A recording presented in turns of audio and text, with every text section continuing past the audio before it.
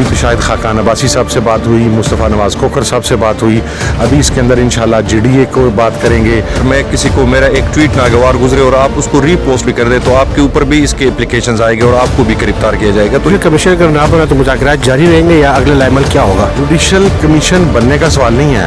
अब judicial commission अगर आज रात 12 बजे तक नहीं बनता तो जी माशाल्लाह आप इस इंटीरियर मिनिस्टर से और इस जो 2 नंबरी अंदर बैठे हुए हैं हुकूमत फॉर्म 47 वाले से आप ये एक्सपेक्ट कर सकते हैं कि पहले PTI का गला घोंटा अब जर्नलिस्ट का घोंटेगी। RIJ PFG मुख्तलिफ जो सहाबती तंजीम है, किसी को ऑन बोर्ड लिया था इस इशू में? कहाँ ऑन बोर्ड? यहाँ पर तो इमरान असम्बली को नहीं लिया गया। वही आदमी जब पीपल्स पार्टी में था, राना सना, उन्होंने मरियम नवाज़ और उसकी वालदा के बारे में गंदी बातें कही थी। जब नून में आ गया तो फिर बिलावल के बारे में गंदी बातें कहने लगा। लेकिन ये नहीं है कि सोशल मीडिया बाना है और जर्नलिस्ट निशान है, ये नहीं होगा। इख्तियार वरी तो उन्होंने रखा इसलिए है, मैं नाम नहीं ले सकती, नून की एक बहुत अच्छी रुकन कह लें, उसको हटा दिया था। तो मैंने किसी से पूछा कि इनको क्यों हटाया है और सेनेटर अफनान को क्यों रखा है? कहता है मैडम ये भोंक नहीं सकती। देखिए बिल से निकल के आया है, बिल से निकल के आया है। अचानक जिस बिल से मेन था, जब उधर से निकल के आया है तो फिर हु से तो बिल वापस नहीं जाना था।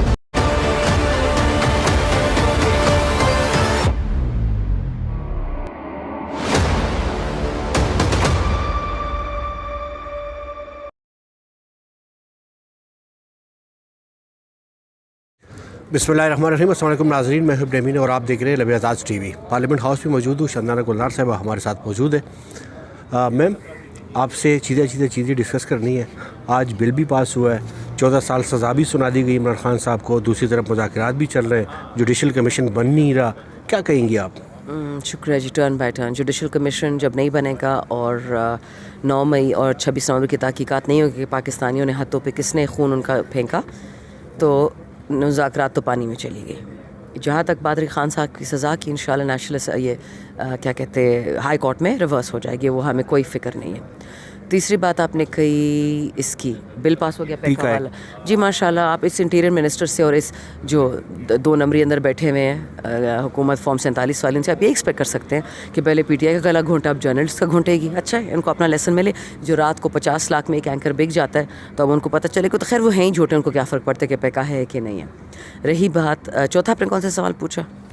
14 साल सज़ा भी सुना दी गई और मुज़ाकरात वो रिवर्स हो जाएगी। अच्छा मैम, बहुत सारे टॉक शोज़ में ख़वातीन की किरदार कशी की जा रही है। माजरत के साथ कल जो हुआ था डॉक्टर फिज़ा के प्रोग्राम में इख्तियार वली और नईम हैदर पंजोता के आपस में लड़ाई हुई है, आप कैसे देख रही है ख़वातीन? चूँकि आप ख़ुद एक माँ एक बेटी है, तो कोई किरदार कशी ये इस तरह होनी चाहिए ख़वातीन के ऊपर? पर्सनल अटैक कभी भी किसी भी औरत पे पर्सनल अटैक नहीं होना चाहिए, किसी मर्द पे पर्सनल अटैक नहीं होना चाहिए। बट ये हैं पैरोकार किसके? वही आदमी जब पीपल्स पार्टी में था, राना सना, उन्होंने मरियम नवाज़ और उसकी वालदा के बारे में गंदी बातें कही थी। जब नून में आ गया तो फिर बिलावल के बारे में गंदी बातें कहने लगा। ख्वाजा आसिफ ने क्या क्या नहीं कहा था PTI की औरतों के बारे में, बेनज़ीर भुट्टो के बारे में और इसके बारे में, शीरीन नज़ारी के बारे में। पीपल्स पार्टी में जब ये खड़े हो जाते हैं और ये कादिर पटेल टाइप और ये जो बातें करते हैं आप ख़वातीन वाली, आप फिर ज़रा सुने, बहुत गंदे लोग हैं। इनसे आप अच्छे की एक्सपेक्टेशन मत रखें। और इख्तियार वरी तो उन्होंने रखा इसलिए है, मैं नाम नहीं ले सकती, नून की एक बहुत अच्छी रुकन कह लें, उसको हटा दिया था। तो मैंने किसी से पूछा कि इनको क्यों हटाया है और सेनेटर अफनान को क्यों रखा है? कहता है मैडम ये भोंक नहीं सकती। तो जब मैंने ये सुना कि नून वाला अपने कॉलीग के बारे में कहता है तो फिर तो बात ही ख़त्म हो गई। बहुत गंदे अल्फाज है, बट जिसकी सोच है वो आप उससे क्या बात करेंगे? अच्छा मैम, आखिरी सवाल, पाकिस्तान तहरीक इंसाफ के ऊपर एक बहुत मुश्किल वक्त चला, इसमें नो डाउट, इसमें कोई शक नहीं है, गुजर रहा है। इस मुश्किल वक्त में मुस्तफ़ा नवाज़ खोखर का साथ आना, साथ देना और शामिल होना कैसे देख रही हैं आप? मुझे नहीं पता जी, मैं इन सियासी बातों पे जाती नहीं हूँ क्योंकि खान साहब के फ़ैसले हैं। अगर उन्होंने किया है तो सौ बिस्मिल्लाह, अगर उन्होंने नहीं किया तो भी पता चल जाएगा। It hardly matters. What does matter is कि खान साहब ज़िंदा निकले, हमारे बेगुनाह जेलों से निकले, और जितने भी हमारे 9 मई और 26 नवंबर के लोगों को शहीद किया गया, हमें उनका हिसाब किताब चाहिए। मैम ये बहुत अलार्मिंग आप बात करी कि ज़िंदा निकले, क्या मतलब कोई ख़तरात लगा क्या? नहीं, हमारे पश्तो में हम यही कहते हैं कि अल्लाह उनको खैर से ज़िंदा निकाले। दिस इज़ हाउ वी से इट इन पश्तो। मुझे उसमें उर्दू की तर्जुमा नहीं आती। मैम बहुत शुक्रिया, थैंक यू। साहिबजादा हामिद रज़ा साहब हमारे साथ मौजूद है। सर इस वक्त पार्टी के ऊपर बहुत मुश्किल वक्त है और इस मुश्किल घड़ी में मुस्तफ़ा नवाज़ कोकर का शामिल होना कैसे देख रहे हैं आप? देखिए, अपोजिशन के अंदर जिस वक्त भी इत्तेहाद पैदा होता है तो हुकूमत की मुश्किलात में इजाफा भी होता है और ये हमेशा खुशाइंद अमर रहा है।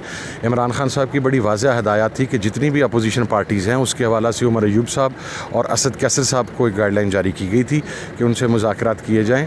अभी तो शायद खाकान अब्बासी साहब से बात हुई, मुस्तफ़ा नवाज़ कोकर साहब से बात हुई, अभी इसके अंदर इंशाल्लाह JDA को बात करेंगे, अभी जो दीगर सिंध की पार्टीज़ हैं उनके साथ बात करेंगे। तो एक पूरी लिस्ट है पार्टीज़ की, इंशाल्लाह उसके ऊपर वर्किंग की जाएगी। सर, जुडिशल कमीशन अगर ना बना तो मुज़ाकरात जारी रहेंगे या अगला लाइमल क्या होगा? जुडिशल कमीशन बनने का सवाल नहीं है।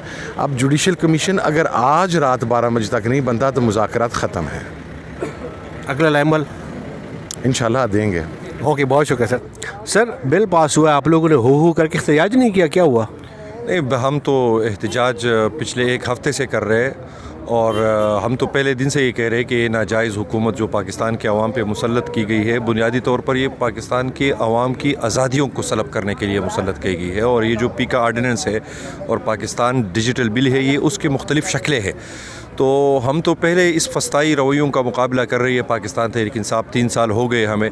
अब इसका बराह रास्त निशाना पाकिस्तान के अवाम हो गई नहीं। आप अगर मैं किसी को मेरा एक ट्वीट नागवार गुजरे और आप उसको रीपोस्ट भी कर दे तो आपके ऊपर भी इसके एप्लीकेशंस आएंगे और आपको भी गिरफ्तार किया जाएगा। तो ये एक मकसद पूरी दुनिया में हमारा ऑलरेडी मजाक उड़ रहा है, जिस तरह अदालतों के फ़ैसले आ रहे हैं, जिस तरह हमारे अदालतें जो हमने जो अभी अलकादिर का फ़ैसला देखा, तो हम ख़ुद एक तमाशा हमने बनाया हुआ है इस रियासत का। तो हम इसके ख़िलाफ़ पूरी सहाफ़ती बरादरी के साथ भी खड़े हैं, इज़हारी यकजहती भी करते हैं और उनके साथ शाना बशाना इसके खिलाफ लड़ेंगे भी। जुडिशल कमीशन अगर ना बना दिया गया तो फिर अगला लाइमल क्या होगा? वो तो खान साहब ने आज क्लियर किया है कि अगर no judicial commission, no negotiations.